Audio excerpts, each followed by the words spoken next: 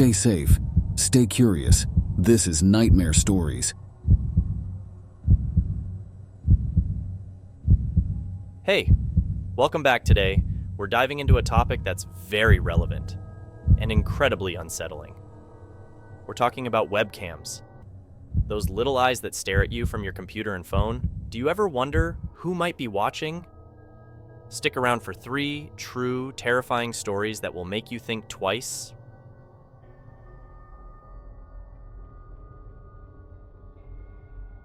Story 1. The Night Watcher. I've been a tech enthusiast since I was a child, fascinated by the endless possibilities that the digital world offers. Streaming had always been my forte, an avenue to connect with fellow enthusiasts, sharing game hacks, tech tips, and random life experiences. The community was tight-knit. One evening, while I was engrossed in a live session, my chat started buzzing unusually. Subscribers were complimenting my new hairstyle, my new shirt, the new lighting setup. Wait, what new lighting setup? I hadn't changed anything. Looks like someone upgraded their webcam, a user commented. I chuckled and thanked him, assuming he was just pulling my leg. But then, more comments started pouring in. Wow, your room looks so different with the new lighting. Love the new angle. It shows a different part of your room. Baffled, I paused my game and replayed my live stream on a different screen. Everything looked as it had always been. Same angle, same lighting, same old webcam. Puzzled, I asked my viewers what they were talking about. We can see more of your room now, someone explained. It's like the camera has zoomed out. Curiosity piqued. I decided to delve deeper. I began to analyze my webcam settings, ensuring everything was as it should be. And that's when I saw it. A second streaming service running in the background. One that I hadn't initiated. My stomach churned as I immediately ended the stream and ran an emergency security check. Malware found. My webcam had been hacked, and what's worse, it had been streaming to an unknown location. Weeks later, I received an anonymous message. We enjoyed watching you. Next time, be more careful. The message was accompanied by screenshots of me in my room, taken from angles I hadn't set up. It sent shivers down my spine. Story 2. The Persistent Hacker. Sarah, a cybersecurity student, thought she knew all there was to know about staying safe online. Multi-factor authentication, VPNs, encrypted messages. She used them all. One evening, she received an email. A notification of an unsuccessful login attempt to one of her social media accounts. The hacker had failed thanks to her 2-factor authentication. Amateurs, she chuckled to herself. Confident her security measures had thwarted the attempt, days passed and Sarah received more notifications. Failed login attempts were happening across multiple platforms. Each time, her layered security prevented a breach. However, the constant attempts started to unnerve her.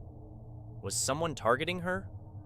Determined to stop this, Sarah delved into her router settings, logs, and firewalls. She found nothing unusual. Maybe it's just a bot, she convinced herself. Weeks went by without an incident, and she almost forgot about it. Until one evening, she received a message, this time not a failed login attempt, but a successful one. Her heart sank. How did they get through? She rushed to her computer and found an unknown device had accessed her account. She quickly logged it out and changed her passwords.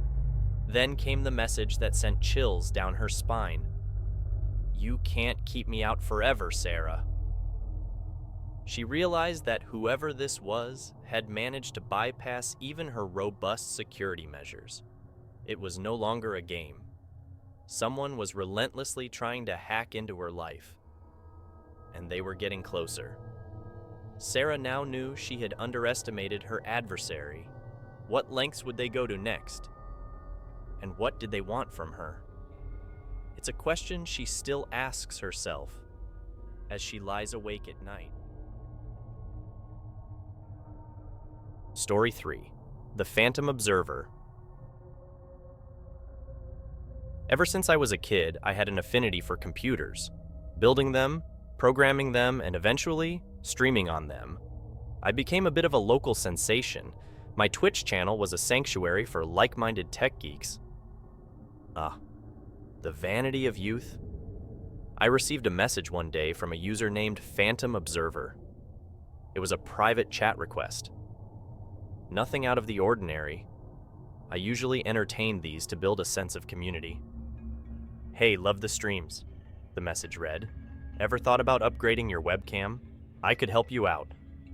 I was using an average setup and was interested in improvements. So I took the bait.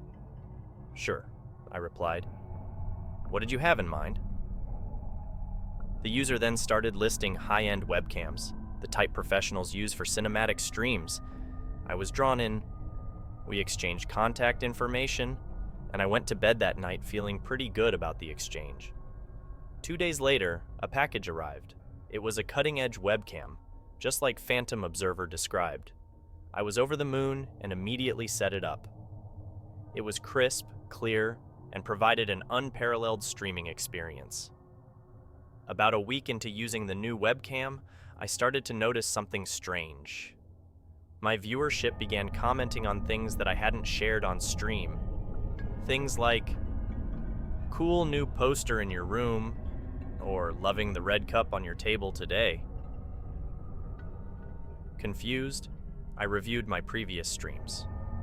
There were no such details in any of them. The red cup they mentioned was on my table, but I never moved it into the frame during my streams.